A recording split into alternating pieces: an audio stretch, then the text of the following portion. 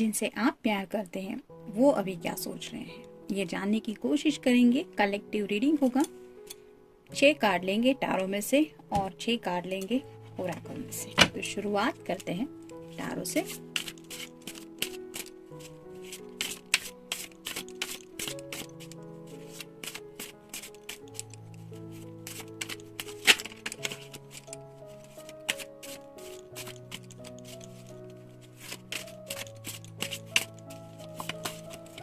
एक, दो, तीन, चार, 5 और ये हो गए 6।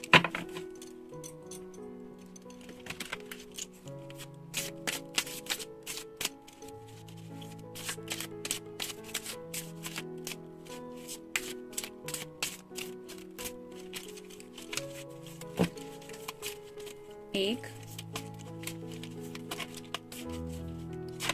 दो, तीन, चार, 5 और ये हो गए 6। देखते हैं कार्ड्स क्या कहते हैं।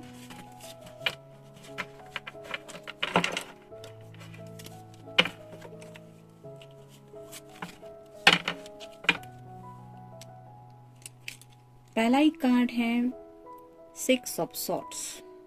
एयर साइन, जेमिनी, लिब्रा या फिर एक्वेरियस। तो ये पर्सन आपकी तरफ बढ़ना तो चाहते हैं क्योंकि इन्हें आपसे बात करनी है।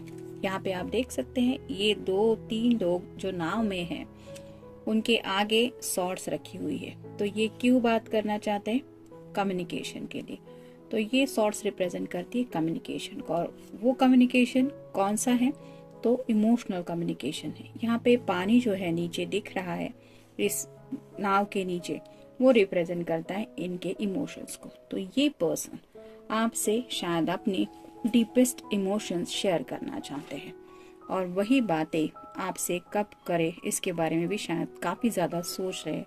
क्योंकि आप देख सकते हैं यहाँ पे भी इस कार्ड में ये पर्सन काफी ज्यादा सोच में डूबी हुई है।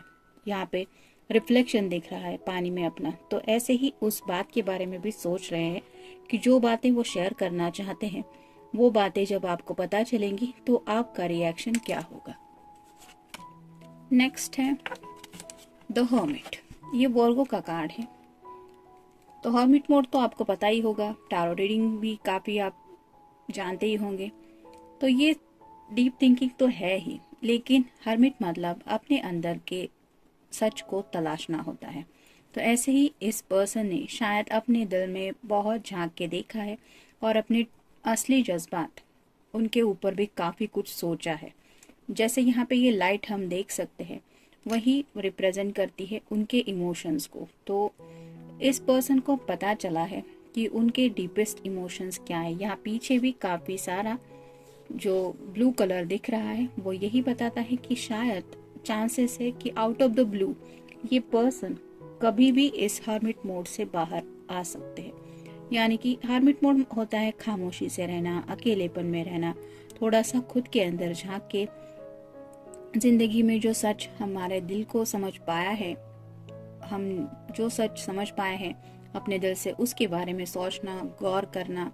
बहुत ज्यादा डीप थिंकिंग फिलॉसफी होती है, लाइफ की जर्नी के बारे में बातें होती है। तो ऐसा सब कुछ सोचते सोचते ही इस पर्सन को शायद बहुत कुछ लग रहा है कि वो आपसे बातें शेयर करनी चाहिए, और इसीलिए शायद अब वो आपकी तरफ बढ़ सकते हैं उन्हीं बातों को लेके। यहाँ पे भी आप देख सकते हैं ये सीढ़ियाँ हैं, तो उन्हें वो रास्ता मिल चुका है जिसकी वजह से शायद वो आप तक रीच आउट होने के बारे में सोच रहे हैं। नेक्स्ट है द फूल। तो फूल कार्ड होता है न्यू बिगिनिंग का। तो ये पर्सन आपके साथ एक न्यू बिगिनिंग तो करना ही चाहते हैं, और वो किस तरीके से, जैसे यहाँ पे हमने देखा कि बहुत ही ज्यादा सोच समझ के लिया जाने वाला फैसला होता है, लेकिन फूल कार्ड बिल्कुल ही अपोजिट होता है, बिल्कुल केयरलेस। जैसे यहाँ पे आगे रास्ता ही नहीं है फिर भी इस फूल को आगे बढ़ना है, वैसे शायद अब तक आपके पर्सन ने काफी ज्यादा सोच सोच के खुद को एक सीरियस माहौल में देखा है और अब आपके साथ वो एक केयरफ्री जिंदगी जीना चाहते हैं। एक ऐसी जिंदगी जहाँ पे सिर्फ उनके सपने हो, जैसे यहाँ पे इस फूल के हाथ में एक फ्लावर है जो शायद वो आपको देना चाहते हैं, और एक केयरफ्री माहौल हो, मतलब उन्हें फिक्र नहीं करनी है।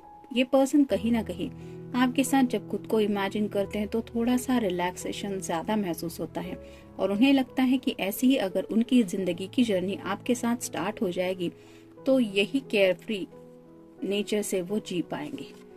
नेक्स्ट है द लवर्स। तो आपके साथ ये न्यू बिगिनिंग तो करना ही चाहते हैं।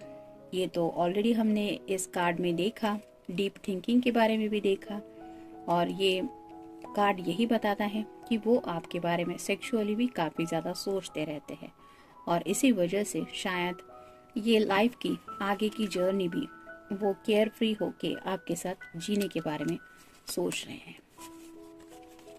नेक्स्ट है 4 of pentacles, earth sign, Taurus, Virgo या फिर कैप्रिकॉर्न। तो इस पर्सन को शायद सिक्योरिटी के रिलेटेड भी कुछ इशू है, मतलब जैसे यहाँ पे पेंटिकल सिर के ऊपर यहाँ पे कैप में है, तो इस पर्सन के दिलो दिमाग पे पैसों से रिलेटेड बातें भी कुछ चलती रहती है। हो सकता है फैमिली की भी कुछ इशू इनके दिमाग में रहते हैं। साथ ही साथ यहाँ पे बॉटम में भी 2 पेंटिकल से जो रिप्रेजेंट करते हैं इनके ग्राउंडेड होने को, मतलब इस पर्सन ने कहीं ना कहीं खुद को थोड़ा बहुत तो सिक्योर कर ही लिया है। हो सकता है अपने घर वालों को भी इन्होंने थोड़ा सा एक अंदाज़ा दे दिया है कि इनके दिलो दिमाग में क्या चलता रहता है, लाइक आपके बारे में, मतलब किसके साथ ये ज़िंदगी में आगे बढ़ना चाहते हैं इस तरह से। लेकिन अभी भी कुछ विशेष हैं जो पूरी होनी बाकी है। जैसे यहाँ पे ये पेंटिकल रिप्रेजेंट कर रहा है उनकी विश को, तो उन्हीं विश के पूरे होने के लिए भी शायद ये काफ़ी कुछ सोच समझ के फैसला लेने के बारे में कुछ एक्शन लेना चाहते हैं। नेक्स्ट है ace of wands, fire sign, Aries, Leo या फिर सैजिटेरियस। ये ग्रीन कलर रिप्रेजेंट करता है हार्ट चक्र को। तो ऑलरेडी हमने देखा कि इस पर्सन के दिल में आपके लिए ढेर सारा पैशन है, जो ये लवर्स कार्ड बताता है, और ये एस ऑफ वैंड भी वही बताता है कि इस पर्सन के दिल में पैशन तो है, लेकिन जैसे यहाँ पे ये लेडी बहुत उदास लग रही है क्योंकि इसके साथ यहाँ पे कोई नहीं है। जैसे इस कार्ड में अगर हम देखेंगे तो ये दोनों साथ में है, यहाँ पे ये अकेली है, तो अकेली है इसलिए उदास है और दिल भी उसका उदास रहता है। ऐसे ही आपके पर्सन की हालत हो रही है, वो आपके लिए पैशन तो दिल में रख रहे हैं, ढेर सारा आपके लिए इमोशन भी है, बातें भी करना चाहते हैं, न्यू जर्नी भी आपके साथ करना चाहते हैं, लेकिन उदास है क्योंकि आप उनके साथ यहाँ पे नहीं है। पजल, तो अपने दिल के इस पजल को शायद उन्होंने सॉल्व कर लिया है, मतलब उनका दिल क्या चाहता है ये तो शायद उन्हें पता चल गया है, और अब आपको किस तरह से ये सब बातें एक्सप्लेन करनी है, किस तरह से बताना है कि how much they love you, इसके बारे में शायद कोई पजल है जो उनके मन में आ रहा है। बिट्रे,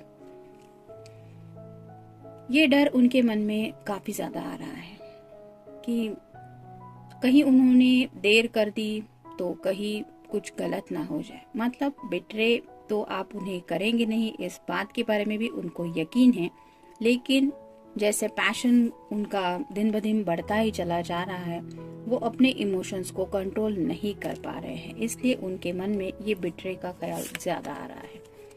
रिग्रेट, कुछ बातों को लेके इन्हें पछतावा भी हो रहा है। मे बी कुछ बातें हैं जो ऑलरेडी उन्होंने पहले ही आपसे डिस्कस करनी जरूरी थी, लेकिन शायद उन्होंने अब तक नहीं की है, मे बी उसी बात का रिग्रेट हो सकता है।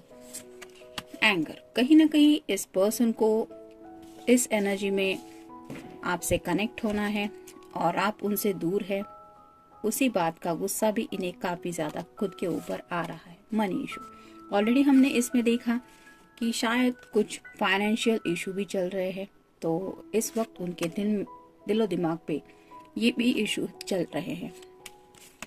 बर्डन, हो सकता है ये फाइनेंशियल इशू की वजह से या फिर